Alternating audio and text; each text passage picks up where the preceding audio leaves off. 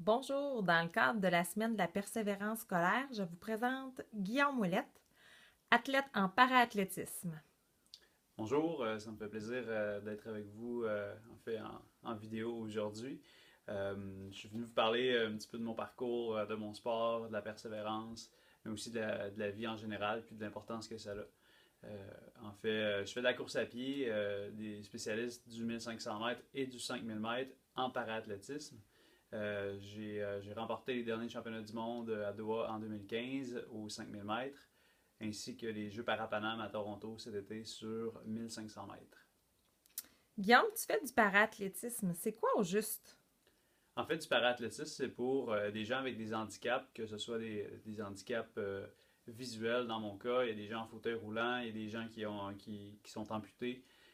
Mais dans mon cas, comme je l'expliquais, c'est au niveau de la vision. En fait, j'ai une vision en tunnel, donc je vois un petit peu plus petit. Donc, c'est comme si je voyais dans une paille ou dans un tunnel. Puis, on a des compétitions, en fait, qu'on compétitionne un contre l'autre. Puis, en fait, c'est ce que je fais en paraathlétisme.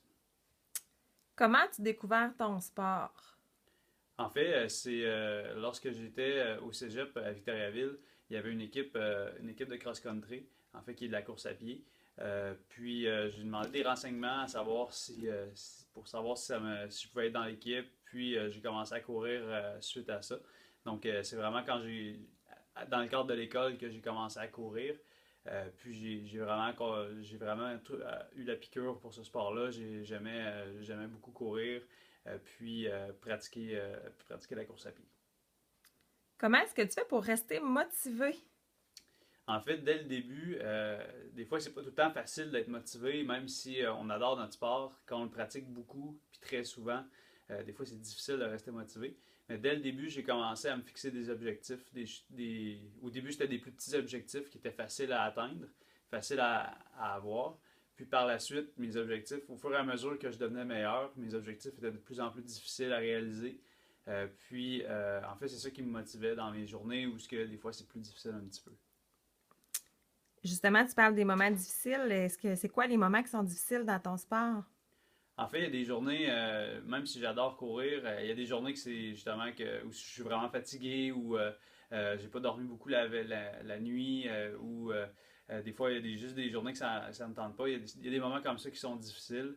C'est dans ces journées-là qu'il faut que justement je pense à mes objectifs, de dire c'est pourquoi que je fais mon sport, les choses que je veux faire dans mon sport, c'est ça qui me motive à justement aller m'entraîner à tous les jours.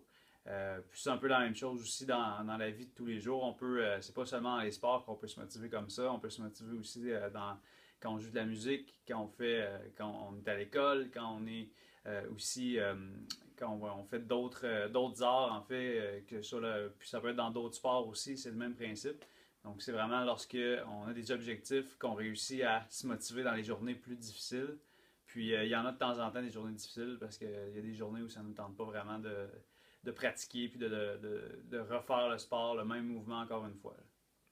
Est-ce qu'il y a des choses que tu n'aimes pas faire dans ton sport? Ben, en fait, il y a des choses, justement, de la musculation, des fois j'en fais, mais c'est quelque chose que j'aime un peu moins, mais je sais que ça peut m'aider beaucoup. Il y a tout le temps des petites choses, que ce soit à l'école c'est surtout à l'école qui nous motive un peu moins parce qu'on ne sait pas nécessairement à quoi ça va nous servir. Que ce soit quand on est au primaire ou même au secondaire ou plus tard. Comme par exemple, quand j'étais au primaire ou au secondaire, j'aimais vraiment pas les cours d'anglais. C'était pas quelque chose qui était très utile selon moi. Je parlais jamais anglais. Puis finalement, ben, je voyage partout dans le monde.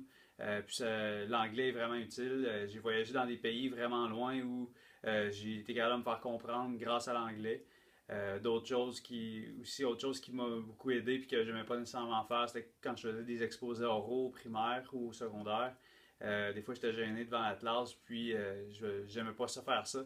Mais aujourd'hui, ben, je vous parle devant vous, puis en fait devant la caméra, mais ça me gêne beaucoup moins. J'ai donné des entrevues à la télévision déjà ou des entrevues à la radio. C'est justement quand on se pratique puis qu'on fait des choses plus souvent, ben, c'est comme ça qu'on devient meilleur. Puis même si de temps en temps, on ne sait pas si on va l'utiliser maintenant, mais plus tard, ça va nous servir. Tu as une année 2015 exceptionnelle. Est-ce que tu peux nous parler des championnats du monde? En effet, ça a été une super belle année. En 2015, j'ai participé au championnat du monde qui était au Qatar, qui est une place assez loin dans le monde. Vous demanderez à votre enseignante de vous montrer c'est où sur la carte. Puis, c'était un endroit qui était très chaud. Lorsque je courais, il faisait 35 degrés. C'était très, très, très difficile de courir dans une température comme ça.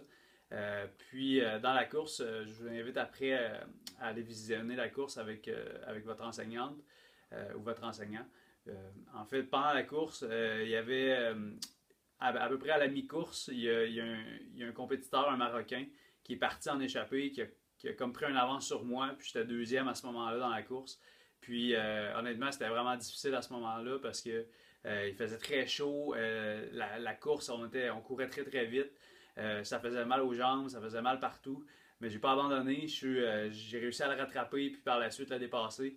Puis ensuite, pour gagner la course. Donc, je vous invite justement à aller voir la course plus tard. Vous allez pouvoir comprendre un peu c'est quoi. Puis justement, la persévérance, c'est dans tous des moments comme ça qui sont vraiment importants. Mais c'est aussi dans les moments avant, quand on persévère dans des moments où justement les journées que ça me tentait un petit peu moins d'aller m'entraîner, ben ça me sort dans des moments importants comme ça. C'est ça qui m'aide beaucoup, qui te donne des outils pour plus tard. Puis c'est pour ça que ça m'a permis d'avoir une belle année en 2015, entre autres. Qu'est-ce qui s'en vient pour 2016? 2016, c'est vraiment une année importante. Si vous ne le savez pas, mais 2016, c'est une année où il y a les Jeux olympiques et les Jeux paralympiques. Dans mon cas, je vais participer aux Jeux paralympiques à Rio. Puis, encore une fois, cette année, en fait, même si j'ai gagné l'année passée au championnat du monde, ben Rio, c'est à recommencer. Ça va être c'est une autre compétition. Ça va être aussi difficile, sinon encore plus difficile. Puis, il faut justement à chaque jour se motiver, puis avoir des objectifs. Mon objectif cette année, c'est de gagner encore à Rio. Puis, c'est justement en persévérant, puis en m'entraînant encore plus fort à tous les jours, même dans les moments où ça ne me tente pas, même si c'est une année importante, des fois, il y a des matins où c'est plus difficile.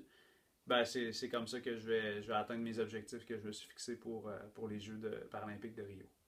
Est-ce que pour terminer, tu as des conseils à donner aux élèves? Oui, en fait, c'est simple. J'en ai parlé beaucoup dans ma conférence.